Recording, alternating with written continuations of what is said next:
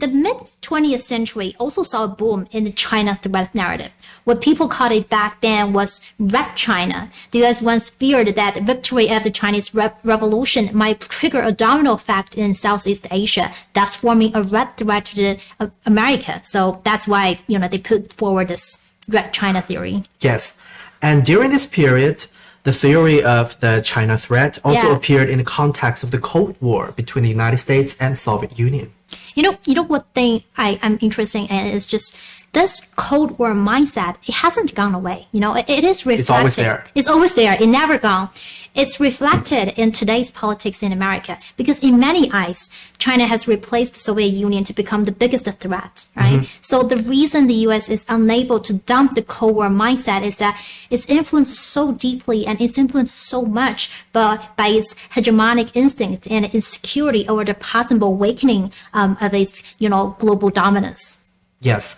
But however, at the same time, China has always laid out plans for peaceful development for 2 decades, I think. Yeah. I think we are all familiar with the term peaceful development, That's right. That's what we're always saying. Yeah, it's repeatedly said that the China's modernization is on the right course of peaceful development. Yeah, and I think what we really want as Chinese people, like as ordinary people like us or like our country, I think what we really want is really a peaceful international order. We don't want to topple it or like making any trouble because our development relies on peaceful international order, right? And the other thing is China openly expressed several times that it will never seek hegemony. Yes. And when Western media criticize China's rising national defense budget, all we do is protecting ourselves against these potential risks and promoting national security. We didn't, do it for to realize some giant dreams to come true. No, we're never aggressive. No, self-protective. That's right. For self-protection, there's something that I want to show you. It's a comic. So have a look. Look at this one. Just like Is that plane? I think it's missiles. Oh, missiles. Yeah. Oh. So just like this comic depicts, we are surrounded by a dozen U.S. military bases, right?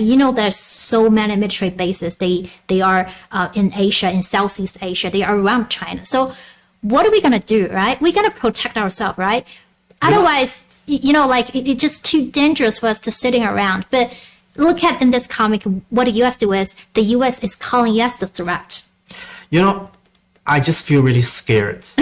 Even just looking at this picture, because I'm not even in this picture, but if there were so many missiles pointed at me, I feel so scared. That's right. Even that's a comic, but still it scares us, right? Right. We are doing nothing wrong, but we're pointed or we're targeted by all these kinds of military weapons. Just like these Asian people walking on the street in the US and attacked it for no reason, right? Right. Exactly. So in fact, China has never shown any intention of engaging in any kinds of arm race or competition with the U.S. military, right? And we don't have any willingness to overwhelm the U.S. military capability that we don't get involved. Yeah. That's right. We never want to start an arms race. If we want to do one, right? If we want to start one, why should we, sign or accede to, let's say, more than 20 multilateral arms control, disarmament, and non-proliferation treaties, including the Treaty on the Non-Proliferation of Nuclear Weapons, the NPT, right? Why should we sign all that? Or if we sign that, we can just withdraw. But we never do that. Yes, I think when we get to the bottom of this issue, I think the root cause is that the Western world, they do not really understand China at all. No. Once some Westerners and Western leaders really know about China, or at least they started to learn, they might change their perception. Yeah, I think they could, yeah. Unfortunately, most of the leaders, they refuse to learn. Yeah, well, in this case, I have an interesting study I want to show you. So there's an interesting study, right, on how U.S. Presidents Obama, Trump, and Biden showed the highest intensity of threat perception of China at the beginning of their terms. But then the intensity over the years dropped. One reason is that they entered office with a multitude of perceived notions of China and the uncertainty and unknown, they can create this, let's say, more intense threat perception. But as they became more comfortable in the White House and gained firsthand experience in dealing with China and its leaders, the threat perception mellowed out. Yes, certainly. I think that, you know, communication and understanding can effectively and dramatically reduce their threat perception towards China. Definitely. Yeah. He set out his plans for fixing the economy and also warned of the threat posed by the rising power of China. China is the only country, they say, that wants to fundamentally reshape the international order and has the diplomatic, military, technology aspects to do that, that potential to try to change and reshape that international order.